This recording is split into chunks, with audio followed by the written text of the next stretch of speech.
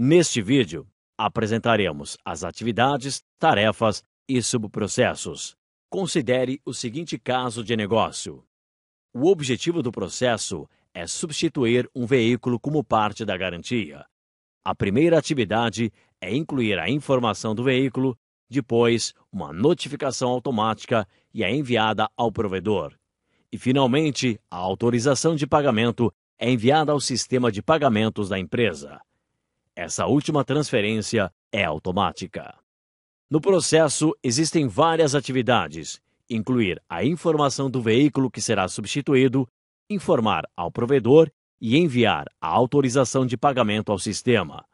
Note que várias dessas atividades são realizadas sem que haja intervenção humana. O primeiro elemento considerado na BPMN são as atividades.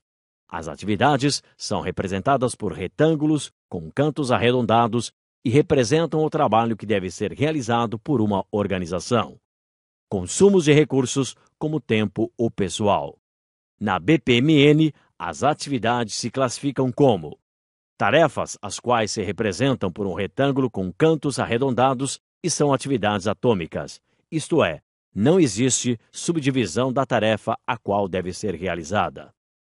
Subprocessos, os quais são atividades compostas que são representadas por um retângulo e o símbolo de soma no centro da figura. As atividades estão classificadas em tarefas e subprocessos. BPMN fornece uma classificação para as tarefas. Algumas das mais importantes são as tarefas de usuário, de script, de serviço, de envio e recepção e de tarefas manuais. Adicionalmente, os subprocessos classificam-se em embebidos e reutilizáveis. Uma tarefa de usuário indica que a atividade deve ser realizada por uma pessoa ou usuário com a ajuda de um sistema ou de um software. A tarefa de serviço é uma atividade realizada por um sistema sem a intervenção humana, por exemplo, uma tarefa automática. As tarefas de script são atividades que executam uma expressão. Em Visage, as tarefas de script são utilizadas para identificar a emissão de correios eletrônicos. A primeira atividade do exemplo anterior, incluir informação do veículo da substituição, é uma tarefa de usuário. A segunda tarefa, notificar o fornecedor, se define como tarefa de escrita, script, já que corresponde ao envio automático de uma mensagem de correio eletrônico. A última atividade corresponde à integração entre Visage e o sistema de pagamento. Essa tarefa se define como uma tarefa de serviço, uma vez que enviará de forma automatizada a autorização do pagamento. No processo de sugestão, se utilizam atividades de usuário porque se requer a execução da tarefa com recurso a uma aplicação ou sistema. Por exemplo, um usuário deve registrar sua sugestão através de uma aplicação web. A atividade responder ao cliente se define como uma tarefa de escrita, script, porque representa o envio automático de uma mensagem de correio eletrônico com a resposta à sugestão que foi feita. O segundo tipo de atividades são os subprocessos. Um subprocesso é uma atividade composta incluída dentro do processo. Os subprocessos são atividades complexas, já que a figura inclui um conjunto de atividades e uma sequência lógica, o que implica que esse tipo de atividades devem ser analisadas mais detalhadamente.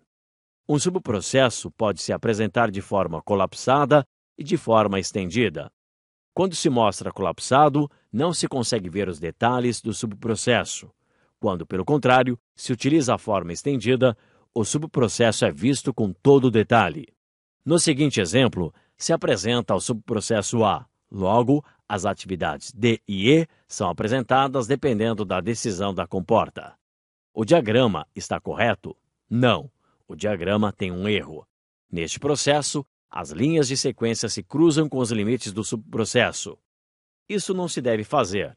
As linhas de sequência não podem cruzar os limites do subprocesso. Este problema se pode solucionar da seguinte forma. O processo pai inclui um evento inicial. Então, o subprocesso A é instanciado.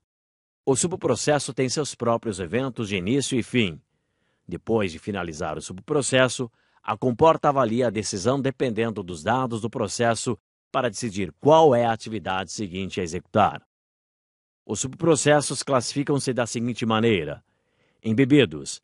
Isso significa que o subprocesso depende completamente do processo pai. Reutilizável. É um processo definido como outro diagrama de processo de negócio que não depende do processo pai. Um subprocesso embebido é um processo que forma parte do processo pai. Os subprocessos embebidos não podem ser usados por outros processos. Além disso, não podem conter pools, nem carris, lanes, só podem utilizar eventos de início comuns. E é possível ter acesso a todo o modelo de dados do processo pai de forma direta.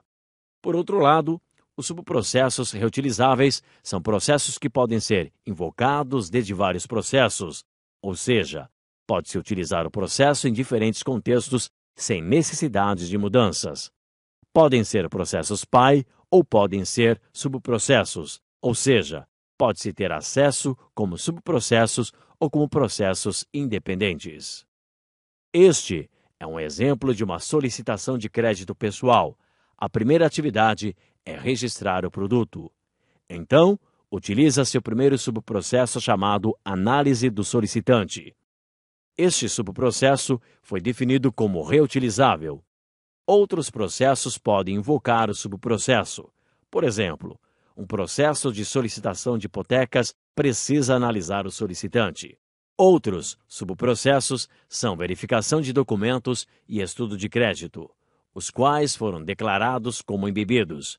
O estudo de crédito necessário para o processo tem uma estrutura especial que só implica para créditos pessoais, por isso, não se pode usar em outros processos.